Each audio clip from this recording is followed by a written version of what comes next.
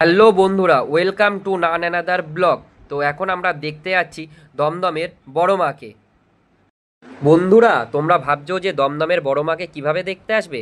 তোমরা সবাই ট্রেনে করে এসে দমদম জংশনে নামবে। সেখান থেকে 4-5 নম্বর প্ল্যাটফর্ম থেকে বাইরে বেরিয়ে এসে সেখানে অটো বা বাসে করে উঠে বলবে যে প্রাইভেট রোডে নামবে।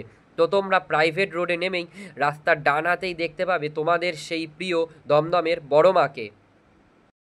আর এইখানের লাইটিংগুলো সত্যি খুব অসাধারণ, যেন চন্দননগরের লাইটিং আমরা দেখতে পাচ্ছি। তো ফাইনালি গাইস, আমরা পৌঁছে গেলাম দমদমের বড় মাকে দেখতে। আর এই মণ্ডপটা আমাদের পুরো রাজবাড়ির আদলে তৈরি করা হয়েছে, আর ওপরে দেখা যাচ্ছে দমদমের বড় মা। প্যান্ডেলটার কারুকার্য খুব অসাধারণভাবে এখানে ফুটিয়ে তুলেছে।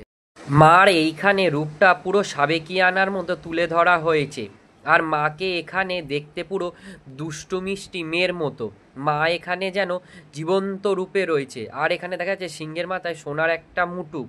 আর মার মুখটা সত্যিই জীবন্ত, দেখে মনে হচ্ছে মা এখানে যেন জীবন্ত রূপে এসেছে। জয় মা, জয় মা বড় মা।